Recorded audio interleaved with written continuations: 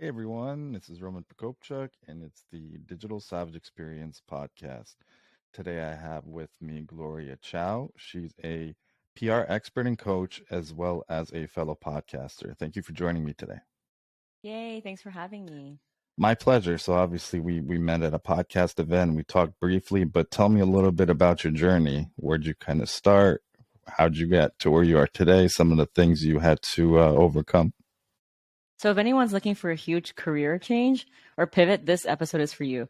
So, I used to actually be a US diplomat. I had a security clearance. I had that 25-year career ahead of me, with a pension.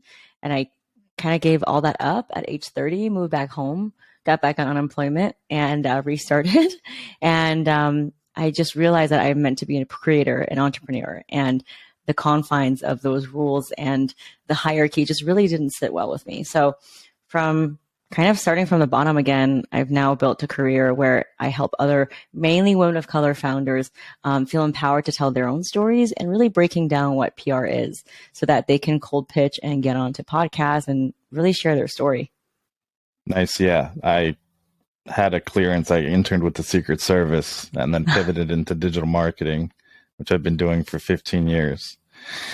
But yeah, so how did that kind of pivot? How did you decide to pivot? Were you always kind of like a creator and then wanted to, explore those talents? Or was it something, obviously I know diplomacy, politics, criminal justice, federal level stuff is very demanding. It's very, you're in a box, you don't have a lot of time to yourself. What kind of made you make that first step to pivot?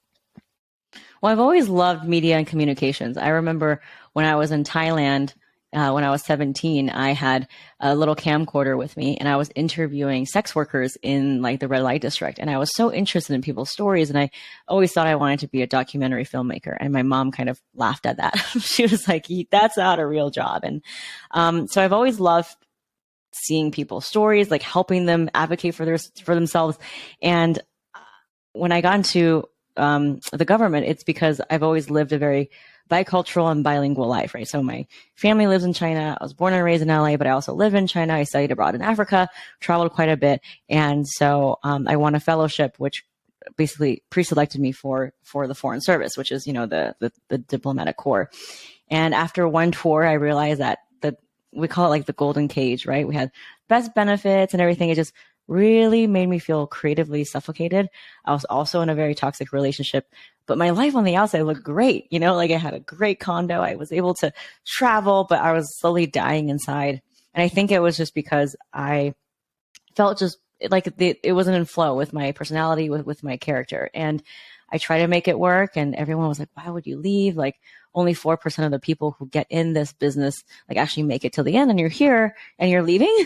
And I probably applied for over 1,000 jobs on LinkedIn in PR because I loved media and I loved to just be everyone's hype woman, if you will. And no PR firms would hire me because I didn't have, that cookie cutter PR agency experience. And to this day, I've never worked a day in an agency. So I basically just had to start by literally cold calling, picking up the phone and calling the operator at the New York Times, at CNBC, at all these newsrooms to get my very early stage clients featured. And at that point, my first job was for this fintech AI startup that was very early stage. It was just like 2 founders and a couple engineers. I had no idea what I was doing, but they're like, sure, if you can get us on, CNBC, and they like only paid me if I got them on somewhere, which like PR agencies never, guarantee anything. So I think they paid me like at that point, like $500 to get them on primetime TV and like $250 for like every article. And I ended up getting them on like CNBC, Yahoo, Reuters, Financial Times, all the different things. And I was like, maybe there's something here. So I think from cold calling and emailing and just spending hours throwing spaghetti on the wall without any agency experience, it actually helped me because now I have a proprietary pitching method that I teach to small businesses around the world. And my whole mission now has become to really make PR accessible and to break it down from this like old boys club and, this kind of like you need privilege and access and you need to know people to get featured. And I just found that to be very not fair for a lot of people who traditionally were cut out of the conversation. So that's what I do and the reason why I do what I do now. Yeah, I think a lot of people are actually miserable in what they're doing and would, much rather pursue a creative endeavor. A lot of people have, large salaries or in situations, but even now there's been a lot of stories, articles where people have been getting a little bit comfortable. I mean, I've been remote for like 6 years, but that whole remote kind of everybody remote, and then everybody wants people back in the office. Some people are getting, 6-figure salaries, and they saw like what's actually important to them, that time, that not having like a weekly commute of like, 15 hours total and all this other stuff, that they can actually like focus on things that are important. And people are like straight out, quitting and pursuing their endeavors because they've had a chance to see what's really kind of important to them. And then you obviously said you're kind of self-made in PR as well. Nobody kind of lets you, step into a PR agency because you didn't have kind of like that, I'm coming from this or this kind of education, or I've worked at an agency before. And, me getting into digital marketing, it was basically somebody handing me a packet about search engine optimization and starting to do that for them. And I've seen a lot of that. There's a lot of kind of intimidation, like how do you know what you know, versus me going to school and, having all these connections. And you're doing the same thing. So there's a lot of that. And unfortunately, like in PR, communications, marketing, there's a lot of stuff that changes, and a lot of stuff is relationship building. You know what I mean? It's how you present yourself, how you communicate with people. And I've spoken to outgoing seniors at universities that look like deer in headlights in terms of digital marketing. So they read a book, but they think they're going to work on like, Madison Ave, like the Madman agency, and all their ideas are going to be listened to, which that's not, almost 9 out of 10 times not going to happen. But other than that, kind of what made you who you are today? So some of the things maybe you've struggled with over time, on a personal level, how that kind of, led you and maybe express yourself creatively. And then obviously the career focus you've taken, dealing with people, helping people kind of promote their message and tell their stories. I think because I never grew up in a nuclear family with a mom and a dad. Like my father died when I was 3. My mother and I have only lived together for about 8 years. And I've lived with like aunts and uncles and grandparents. And in high school, I lived with my best friend's family, which is they're a Black family. And just seeing what it's like to be Black in America has really opened up my eyes.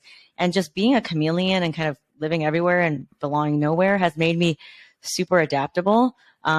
And so for me, following rules and structure is difficult because I don't really know what that looks like. And there are advantages and disadvantages, right? It's always a double-edged sword. So I am very adaptable, but then at the other end of it is, now that I'm married, I'm seeing how the family dynamics are coming into the forefront, right? Like my husband is so close with his family, and I don't really know how to be close with family because I just never had those traditions. So that's something that I'm dealing with too. Another thing is, there's and Gabriel Mate talks about this. He does a lot of the ADHD stuff, learning that there's a lot of childhood coping mechanisms that I've developed from just experiencing chaos, just from moving like everywhere. Like I think I moved like 13 times as a kid, which is, like this kind of hyper energy, right? Inability to focus, and things that I've used as a clutch. So I think my hyperattention, which I'm only now starting to unravel and unwrap, has just really made my nervous system exhausted, where I just wasn't able to focus. I procrastinate. I'm always looking for like what's next, like the next thing. And through literally burning myself out from overworking, from never being happy with the present, I started to deconstruct what all of that means. I think part of it is scarcity, feeling safe. And a big part of my safety growing up was financial security, because my mom always, was moving around, and her marriage just never ended up working. So I had it deeply ingrained in me from a very young age that no one was ever going to take care of me. No parent, nobody outside. So I had to just take care of myself. So that hustle and grind mentality, basically led me to burnout. And there's also this generational trauma angle of like internalized capitalism, right? As you know, like our parents are immigrants, and, literally escaping communism when they were on like food rations. I think that also, I have a little bit of that too, from my mother, from my grandmother. So all of that I'm trying to deconstruct now as an entrepreneur, where you have unlimited capacity to make money, right? You could be always selling. Like you could be up for 24 hours. And I literally did that to the point where my body gave out on me and I just collapsed. And I just refuse now to let those old beliefs drive my business. So it's this constant reconditioning where you're hearing in the online world like numbers and funnels and optimization and this more, this insatiable nature of how we are online, which I've bought into, and I'm constantly trying to reevaluate where my relationship with that is.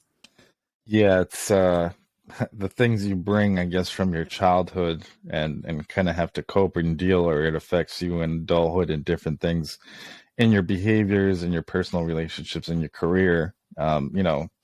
And just because you have a family doesn't mean that's the best scenario too. So some people had a structure, a family, a mother and father, but they may have had even worse than somebody, with a single parent or growing up with another relative. I mean, I've experienced a lot of and seen as a child a lot of domestic abuse, physical abuse from my dad towards my mom.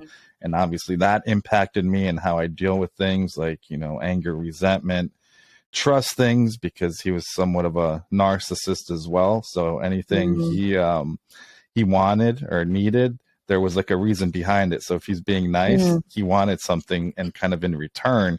And now like in business and in adulthood, like it's a trust thing. Like I do like a thing like guilty until proven innocent, and I reverse it. So I come into like a business thing, like what are they trying to get out of me? You know what I mean? Like what is the leverage there? So it's kind of like that hurdle to overcome. And it's not easy when it's kind of imprinted and guides you throughout your adolescence and how you become an adult.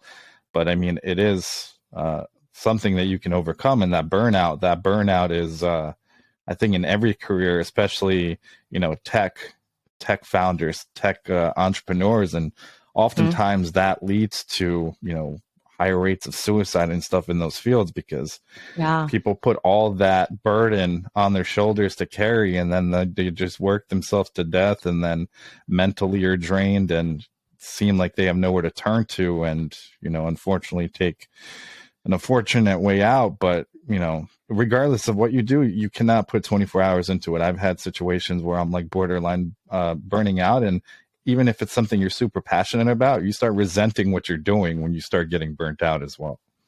Yeah. And it's not just a personal thing. It's also the way that we have capitalism now in America, which was really illuminating because my husband's from Italy, and he just notices so many things about the way our culture runs, about how we have assigned a level of worthiness to someone, what success means. And it's very different than the way that he grew up. And I'll never forget, we had lunch recently with one of his friends, and his friend's wife is an orthopedic pediatric surgeon.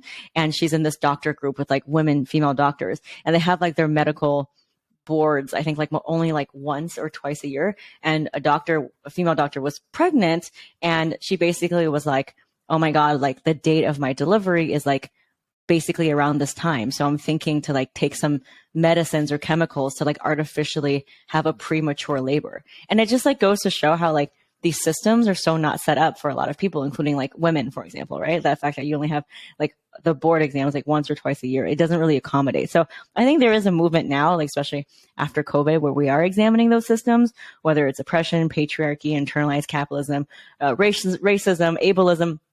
And we're finally waking up to that and like not buying into that as much. But it definitely is something you have to work hard at, because that's not how we're hardwired, right? Yeah, and I think it's a stat like having the self-awareness to establish and figure out what your worth is, both to yourself on a personal level and in the marketplace, because, as the economy has seen, there's people that deliver for their companies that are still being laid off and let go in masses.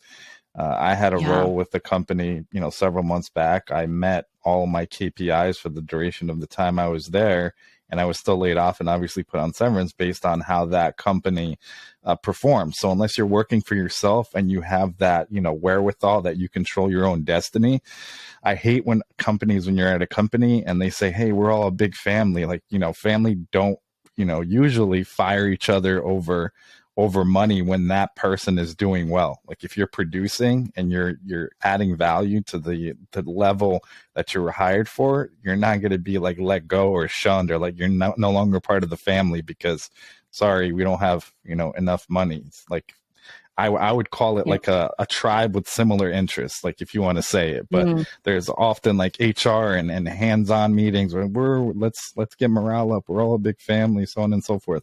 And based on some of these companies, including some of, Facebook, Amazon, or Meta, laying off, tens of thousands of people because they overhired, and these are intelligent people that, added value, but now, they're kind of questioning their worth. So I think that's important too, understanding who you are and then getting through something like that. So just because you, weren't maybe a good fit, or you were let go because of financial reasons, doesn't mean you can't add value somewhere else or even pursue a new career endeavor in a whole different field. Yeah, I mean, that's the risk of defining our success by something outside of us, right? Because if your internal narrative is more, you're basically saying there's never enough of what is right now. And our life is only ever what is right now in this present moment. So I've been doing a lot of breath work. I hired a somatic therapist to kind of rewire my subconscious. And I think a lot of my ADHD tendencies and my coping mechanisms come from that feeling of like not feeling safe, right? And it's really helped a lot, I think. But if I didn't know it, then I think this subconscious programming would have just kept running in the background for however long, but until I decided to address that. Yeah, I mean, personally, I think it's also like taking a step back and figuring out like where you are, because people who often complain about what they don't have and don't kind of like reassess what they actually do have and what they should be thankful for. So starting your day with like a thankful mindset versus, oh my God, like I have to chase this money or this materialistic thing that at the end of the day, if the economy's flipped, the dollar isn't backed by gold, it's not backed on anything. If the next day money is worth nothing and you're burning all your money or whatever, like what is that really going to give you? Like, what are those relationships around you?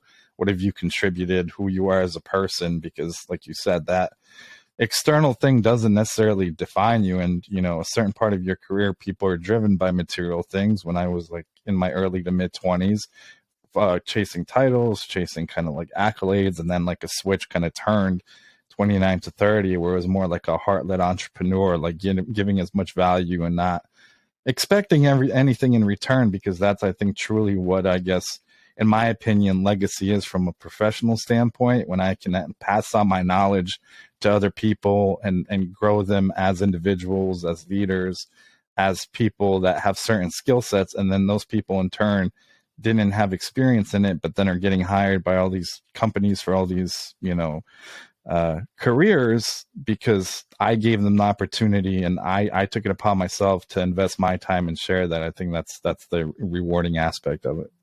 Yeah. So in terms of your podcast, what did you and how did you decide to start that? What are some of the guests you've had on? How has that kind of helped you with your business and personally? Because this show for me also is kind of like a therapeutic thing. So obviously you go to a therapist or a counselor, whoever, just to talk. It's kind of like talking things out, and through people's journeys, I kind of like reevaluate my own. Yeah, I think a lot of people, when they think about, because I teach people how to like get on podcasts and to pitch themselves. And the number one thing I hear from people who have extraordinary lives and overcome amazing adversity is they always say, I never felt like I had anything to say. And I think that's the conditioning and the imposter syndrome of like, I'm not ready, or someone else always has done it or said it better, that keeps us back. And you said it right here, the point for what I do, it's not about self-promotion. It's not about, oh, look at what I'm doing, and you're worried that these people from high school is judging you. The point of being on a podcast or getting onto a media outlet is to simply tell your story so that someone else can see a part of themselves reflected back at them. So if you look at it that way, it becomes not a salesy, icky thing, and really about you shining a light and building a bridge. And that's really what I think about when I do PR. And that's why my approach to PR is very different than a lot of the pay to play, like, oh, let me get you on a 40 on 40 list, right? It's not about the ego. It's about making connections. And so my podcast is called Small Business PR, which, to be honest, like, there's millions of small businesses, mainly started by Black women, because we know Black women start businesses more than any other demographic, that are not being served by the PR and marketing industry, right? That are that don't have the means or the ways to like pay an agency. So I think that needs to change. Old school PR needs to change. I think the walls and the barriers that they've made are starting to break down, and I'm doing my part in that. So I'm deconstructing what PR is, making it accessible, showing people how they can cold pitch their product, service, anything, and get featured on top outlets for free because they deserve to be seen without paying. And so I interview my PR students who are in my PR program, the PR Starter Pack, who have gotten amazing success. I also interview journalists who cover anything from lifestyle, entertainment, fashion, tech, entrepreneurship. And I ask them the questions that you can't Google. Things like, what is the best way to follow up with a journalist after you send that email? Or how do I approach sending a sample? Or if I saw a journalist on LinkedIn, what should I say? Like, these are the things that no one's really talking about, right? Because it was always behind a paywall. So that's really the ethos of my podcast, is making that accessible. Yeah, I think it's important. I think, in PR, and I take the same approach in digital marketing, showing who a person, a brand, or a company is, who they are, who their employees are, what makes them who they are, their core values, what they give back. Because oftentimes you're, marketing, let's say a B2B company, and it's very stuffy. There's not that much differentiation in terms of what they offer versus their competitors. So at the end of the day, it's kind of their core values, the stories behind them, why, the founders founded it, something unique to that, and, personalizing it. And as you mentioned, a lot of people that have a lot of great stories kind of like diminish that within themselves and say, oh, no one wants to hear it, or people are going through something that's a lot bigger than this, so why would anybody listen to me? But I have kind of like a approach of like, why not you? You know what I mean? Especially when there's things in that are being talked about, or you're looking for help, or a community, or you're dealing with something and nobody else is talking about it. Why not be that person that's adding the value and like hope and support for other people? So my wife and I experienced 6 miscarriages in 3 years that led us to foster 29 kids, and actually 3 weeks ago we got to adopt our son. But when I was, thank you. When we went through the first miscarriage, there was a lot of, podcasts, a lot of literature and assets out there in terms of what people are going through from a female perspective, but not a lot of men really talk about their experience because, I mean, I don't necessarily share my feelings a lot, especially from Eastern Europe, in terms of kind of the culture. People are kind of brought up to be more stoic, don't show emotions as much. So I started talking about it, what I felt, how I felt kind of helpless in terms of being there for my wife, because she was, going through it kind of twofold. And that kind of opened up, dialogue, and, people started reaching out to me that are, traditionally a female focused audience and had all, women in terms of their experiences. And they're like, we never really thought about it. So let's have you come on. And, similar situations, me being, a foster parent, foster care advocacy, that led to, for example, I went on a business show and the conversation was supposed to be about digital marketing, starting a digital marketing agency. And 40 out of the 60 minutes, we talked about kind of the misconceptions about foster care, what people can do to help, bring about change in the foster care system. So that leads to other discussions, and then people really get to know who you are in a core, because nobody wants to be approached, like you said, like on LinkedIn or an email, like a cold email where it's just like impersonal. You know what I mean? It's like, hey, what's up? I saw you do so-and-so. We have a product to help you with that. Okay, that's fine. I got like 100 of those. So, but it's not like connecting. Maybe if I knew, like, you help out or volunteer in terms of, with foster care or on underprivileged youth, or are interested in that, or strike up some conversation where it's on a personal level to begin with. And the whole thing is about, broadening your community and adding value that way. Like that business and those relationships will, eventually come through that method. Yeah. Yeah. I mean, it's really it's, I don't want to get too like woo, but it's definitely a law of energy. What you think will be the reality. If you think everything is a zero-sum game, the opportunities are not going to flow for you. But if you feel like there's always an opportunity and everything grows in abundance, and it's just going to keep flowing. So, yeah. And as long as you can impact at least one person through what you're saying or writing or recording, it makes it all worth it. And also, don't forget that you don't know who's actually listening or watching. So when during the pandemic, I started, TikTok Musically became TikTok, and I was like, all right, I'm not going to do like dances or whatever. So I started talking about my experiences as a foster parent, as a foster dad, like specific things with kids, what we did that day, like the frustrations, because during COVID, we had 4 kids, and all the meetings moved to Zoom, and the meetings that like caseworkers and nurses were facilitating, my wife and I had to facilitate, mainly my wife, because I'm not going to take, credit from people, but she had to, it was another kind of full-time job. It was like 20 to 25 hours of Zoom calls for 4 kids. So other stresses like that experiencing. And then because I put that out, a New York City based magazine reached out, hey, we want to do a story about, with the struggles of, foster parents during this time. They put that out. Then a large, nonprofit, like a good story kind of publication from Australia that gets a couple million, visitors to their website a month, then wanted to rewrite it and get another sense of it. So you don't necessarily know, just because you're putting something out, people are seeing it, and it may lead to something bigger. But if you never take that kind of leap or chance to share your stories, origin story of your company, origin story of your upbringing that led you to do something, that opportunity may never come about. Yeah, 100%. It's people don't buy because of what you're selling, really. They want to see if they connect with you. So I think in a way, I'm really relieved that marketing is changing in that way. People are so sick of the funnel magic, like fake scarcity.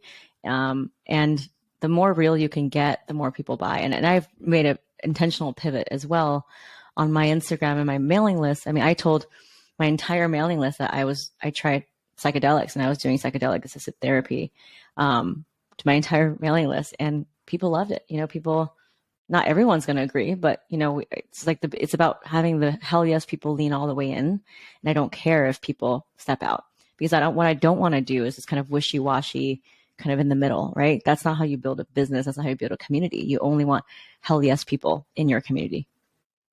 Yeah, I agree. I mean, something like that, obviously there's been a stigma in the West, but I mean, things like herbs, stuff in nature's, everything around you outside, like, has a purpose, like a healing purpose per se, a lot of the things. And, some of the things have been kind of, banned or shunned, but, they do have different healing properties, therapeutic properties. So there's always that kind of awareness that needs to be, developed as well. And if nobody's doing it, then that kind of stigma will always exist.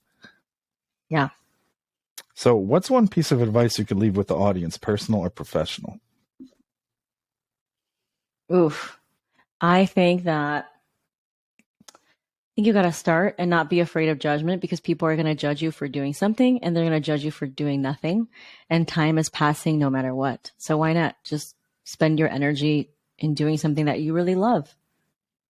Yeah, being stagnant goes nowhere. Like, a reoccurring theme: complacency is the death of innovation.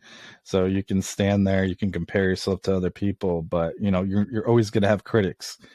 Easy thing: post something on social media or on YouTube or on TikTok. See how many people are going to come out and be just nasty about it, just to be nasty, because they're miserable in their own situation, and you're actually doing it. So it's either being kind of like a creator versus consumer as well. So, you're putting out kind of like good things out there, you're putting out value, or you just, taking in and wishing to change something, but not really doing anything about it. That's a great perspective. So I really appreciate you stopping by today. Can you let the audience know how they can find you or anything else you have going on? Yeah. So if you want to learn how you can get earned media and feel confident to pitch your business, no matter how early stage, I really recommend everyone get on at least one podcast. Such a great way to build rapport and community. And you can have the video off, which is the best part. So you want to learn how to pitch to all of those things without any experience, you can watch my on-demand PR masterclass. I reveal exactly what my 3-step pitching method is, the structure of a pitch that you send that's gotten hundreds of founders featured in every industry. You can go to gloriachoupr.com/masterclass. That's Gloria, CHOU, PR.com/masterclass. And if you DM me on Instagram at Gloria Chou with the word pitch, I will give you a freebie, which will help start your PR journey. Awesome. Thanks again for stopping by. Thank you.